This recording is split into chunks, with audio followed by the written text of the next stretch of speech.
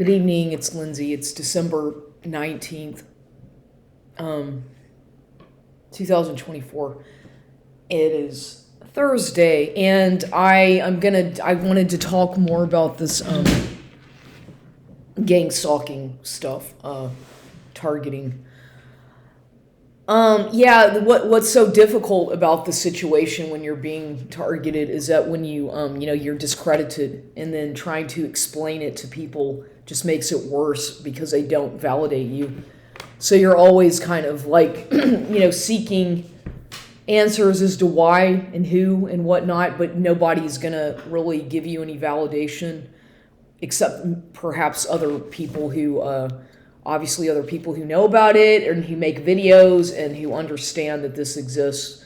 Other than that, don't expect to get any kind of credibility or validation from people who are working with those kinds of people. And as far as like gang stalking, obviously, because they're all connected. And it's just fucking crazy. I mean, like with me, like all mine started, like I said, with this law, with this probate thing, and then way before that, but especially ever since 2000, when it's just overwhelming. But it really hyped up in 2023 when Alan Baldwin died, February of 2023 when he died, because I suspect he's my father, my biological father. So of course it started up really big time, intensively after that as well. But before then it was happening. So I'm not exaggerating this. I'm not making any of this stuff up, but it's clearly, as I've talked about before in my situation, it's financial abuse and trying to control my money and my life and whatnot. And for me to not figure that out, or if they think that I can't comprehend that that's what's going on, then that's their mistake, not mine. That's their ignorance.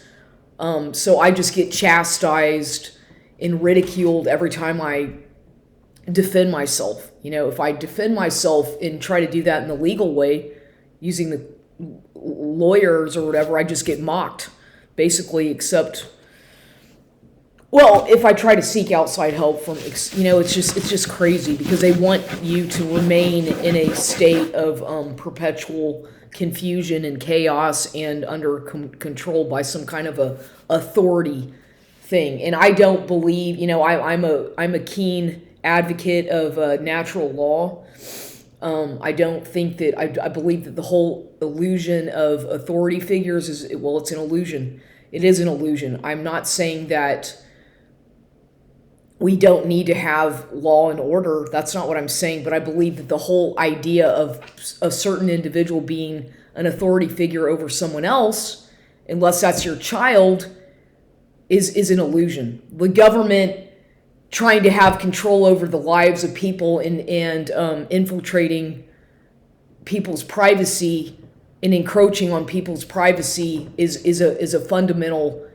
It's a fundamental right of an individual to have their rights, privacy rights, and their freedom of speech, freedom of expression, freedom of religion, things like this that are granted to us in the Constitution, in the Declaration of Independence. So for the government to try to encroach those fundamental rights, which we have as people of the United States, citizens of the United States, that's where I get really pissed off and angry, because it's a violation of my fundamental rights as a human being and as a citizen of the United States, okay? And so it's a social communist, Marxist, Zionist agenda of which we are living under that really makes me mad, because people don't seem to understand that if you don't know what Zionism is, and if you don't know what political Zionism is, well, political Zionism is the same thing as Zionism, it's the same thing. But if you don't understand how social communism and Zionism are what control the United States, then you need to really understand that that's what's going on, and that it's a one world, obviously, it's about globalism, about one world stuff, whereas, not to say once again that it's not, that I believe that what the The main problem is that this country, and of course a lot of people talk about this, obviously, is that this country tends to not put enough attention and effort into fixing the domestic issues, whereas they're focused on so many other problems in other countries, that have nothing to do with anything of any importance except trying to spread this democracy crap and infiltrate people's lives and do all this shit to control other people who already have their legal system and their dogma and whatnot and their whatever. Why is it, you see, people who feel that they have the authority over other people like that, that's called, those are the Canaanites. Okay, people who are cursed. This is all biblical. In my opinion, if you have to go around controlling other people and stealing from them, stealing their income, stealing their property, stealing their identity, stealing their intellectual rights, their creativity, then what kind of person is going to do that and then take credit for that without giving credit to the proper person who created it? What kind of a demonic person is going to do that? When you ask yourself, why would anybody do that? And what gives them the right to do that? Well, that's where we come into the curse of Canaan and all this stuff. It's biblical, look it up, the curse of Canaan. And it's all right there in the Bible. And no, I'm not saying that I adhere to, that I'm a Bible thumper or anything. But when you think about it, a lot of these things that are all in the Bible make a lot of sense of what is going on today. It's all happening right in front of your face. If you pay close attention to things I don't even own a TV. I don't watch television. I can't stand propaganda in the media, quite personally. It makes me irritated. I prefer music and books and researching and doing YouTube videos and shooting YouTube. I don't own a TV. I really stopped watching movies. I'm not into that stuff. I don't really care about theatrics. If anything, I like documentaries and other things. But as far as all this acting and theatrics and over dramatic shit, acting, scripted stuff, it doesn't appeal to me. It never has. It just makes me, I find that it's just, I find it to be irritating when people can't just be themselves and they have to copy other people in why not just live your own life and instead of trying to copy someone else and act like a script.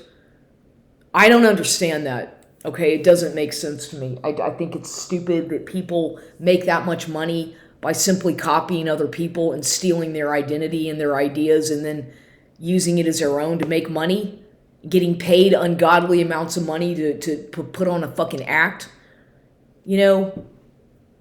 That people are so into that kind of thing. I'm not, but whatever, to each his own. It's entertainment for people. I think it's overrated. I think that whole scene is way overrated, and it's causing a lot of problems because of all the technology today with cell phones and propaganda and media. There's no real relationships anymore. People don't really communicate effectively because they're always on their fucking phone, looking at their phone. They're always wanting to watch the latest sitcom or shit on TV.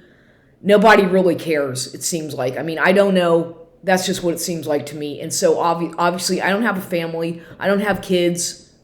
I don't live with anybody, which is good. I actually prefer to be alone and to talk to myself. As crazy as that might sound, I enjoy conversing with myself and making videos and actually talking to the floor or the wall if need be. And I find that to be more comforting than talking to a person half the time, because these people, when you try to talk about things that are of value or substance or anything beyond what, that they don't get it. You can't really have a conversation with, at least I can't hold a conversation with most people. It's very difficult for me to find people who I can have some kind of an intellectual conversation with without them getting very offended or without my getting so bored that I have to walk away or that I just can't, it's like I can't deal with it. And I've wasted and this is all for my own documentation. I'm making these videos for myself, just to keep track of what's going on in my life, I have wasted so much of my life with people who are not worthy of my time, and that's my own fault. In retrospect, I see that I've wasted so much of my life giving my energy and time and other things to people who don't validate me, who don't respect me, and who don't appreciate me. And so that's what I have to work on as an individual, that I have to quit doing that. I have to quit putting effort and energy and time into people who don't even give a shit about me. And one thing that's important to understand, and the more you have your experiences in life, the more downfalls you have, the more ups, the more failures, and the more things that you have experienced in life, the more you're going to understand that nothing really matters, really. It doesn't matter what people think. At the end of the day, it really doesn't matter what they think about you. I mean, you can let it get to you, and it's going to be painful, and it hurt your feelings initially when you get rejected all the time by society and mocked and insulted and degraded, because I get there, I've been there, I go through that all the time, and I've been there, done that. But really, when you think about it, the way you can, you need to just validate yourself. If you can validate yourself and validate your own experiences, because nobody knows better than yourself, then it doesn't really matter what they're going to think about you. They're going to dislike you no matter what. Don't try to impress people. Don't go out of your way to try to impress people. If you do something, just do it for yourself. Like if you want to, go buy yourself a nice dinner or a nice outfit or whatever, do it for yourself. It's more important to do. If it makes you feel good, then that's what matters. It shouldn't be about doing that to impress somebody else, because, they don't really care. The truth of the matter is there's so much competition out there, and there's so many expectations for women to look a certain way and to be a certain way and behave a certain way, and to meet these grandiose expectations that society puts on women, especially all the pressure about beauty and about everything. It's a lot, okay? Especially as you get older and you have to deal with ageism in the workplace or at the gym and whatnot. There's a lot of ageism that you'll see going on in these places everywhere. So, clearly we live in a society that's all about youth and about longevity. And when you don't look a certain way, if you don't behave like a child or a teenager, even, it's like you're supposed to always be happy and have fun and smile because, it's so unattractive to look ugly, or to frown because it's unattractive, right? You're so ingrained with how society treats people who are upset or depressed that you just, it's like, yeah, a lot of people, myself included, suffer from chronic depression and anxiety and PTSD. I have that I battle every single day, and I used to be suicidal. I've been suicidal, so I know what it's like to fight demons and feel depressed and so anxious and overwhelmed that you just don't want to even live, but you keep going, right? You have something in you, that inner voice and inner strength that you believe in yourself for whatever reason that keeps you going. Other than that, you'd probably be dead, in my case. So I understand all about chronic depression and, anxiety, feeling suicidal or having been suicidal. I've already been through all that stuff myself, okay? I have, and I'm talking about it openly because it's the truth. I'm not going to hide it. I have gone through all this stuff, and it's a battle. It's a battle. And they say that people who are I'm not suicidal now. I have been before, but it's something that I admit it, yes. And I've also had some really close to death experiences where several times where I really came very close to dying, like choking to death once. I've had several, and it's like, it's really scary when you're that close to death and you're dying and nobody's around and you feel yourself dying and you're struggling, like choking to death, for example, like what happened to me when I was living in that house on Canton Street. I'll never forget that. I still have trauma and flashbacks about that every so often. It's like, like imagine you're in your own kitchen and you're doing something. You're just I started choking on some nuts, like almonds and nuts and walnuts. I think I was standing over the oven at the Canton house, and I was choking to death. I was fucking choking to death. Okay, and I had to do the Heimlich maneuver on myself somehow to get it lodged out of my throat. I don't know how I did that, but I did. Literally, I couldn't breathe, and it went on, and I finally was able to get the fucking shit out of my throat. The nuts, the walnuts. It was walnuts and some almonds that I was choking on. And I'll never forget that because I was like in such shock after that I couldn't breathe. I was like crying. I was confused. It's a weird feeling when you're choking to death. And I don't know how I was able to fucking save myself. I don't know how I did that. I don't. Okay, that's one example. I've had a few others where I came real close to death and nobody was around. Except maybe the surveillance, because I know I was under surveillance, that I could feel that.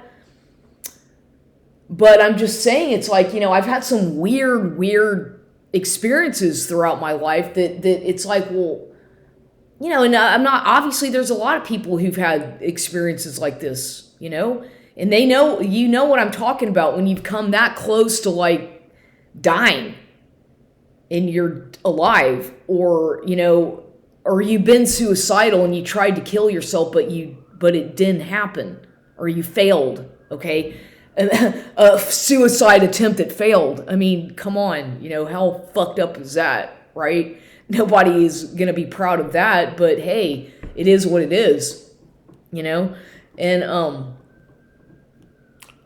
what else? I mean, every day is like a new day. I see, it's like, I sometimes I'm like in awe that I'm alive. I'm like, wow, I'm alive. At least I can walk, I can see, I have my, my hand, I can do, I'm not, I have a lot to be thankful for, that I'm grateful for, I do. I really do. I might not show it, and act it and look good, but I still feel a lot of gratitude and thankful to my higher power that I do have the ability to do things that I can still do.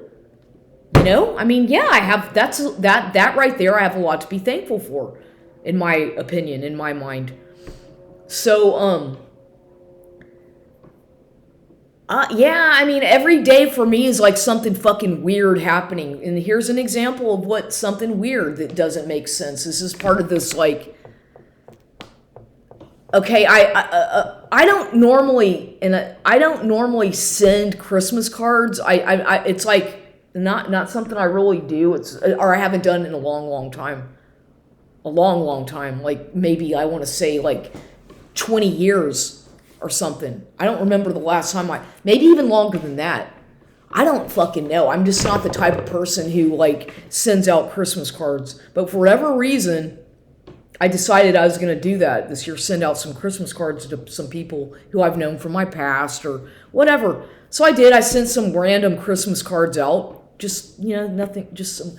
And one of the cards that I sent was to a person who I had known or who I knew from Houston, Texas, who was a friend of my mother's, who I also knew, who was a woman who actually kind of helped me get a job at a place where I worked after I had moved back from California after after Ben Baldwin Jr. died. I moved back from LA to Houston, and I was looking for a job. And she helped me. I ended up getting a job at Rice University. And her name is Anne Swain. And she worked in the the some kind of a whatever catering department at the Rice University. I forget what the name of the place was, but anyway, she's the one who helped me get a job there, nonetheless. And so, even though that was a really weird job and I didn't fit into that environment quite well, that whole job at Rice University in Houston, back in 2002 or 3 or whatever it was, 2004, I don't remember exactly when that was, 2003, 2004, whatever the hell year that was that I worked there.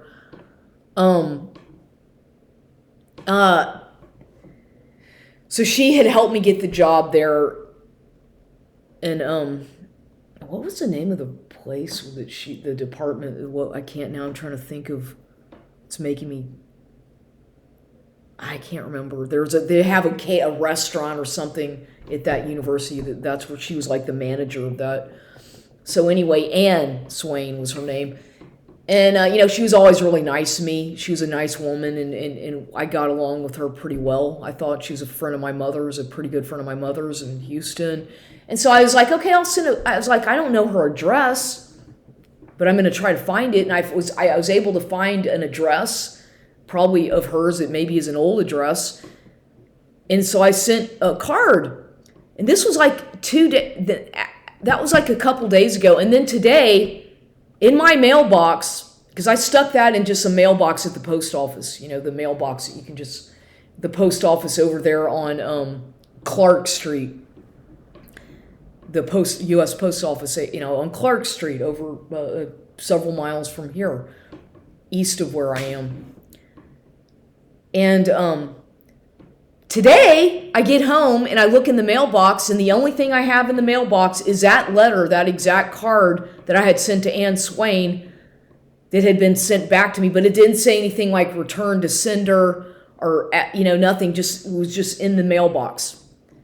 And normally, I thought that when the post office returns something, normally there's something on there that indicates that the address, you know what I mean? There's nothing on there, just the letter itself. The envelope and I'm like, that's weird, and I was like, okay.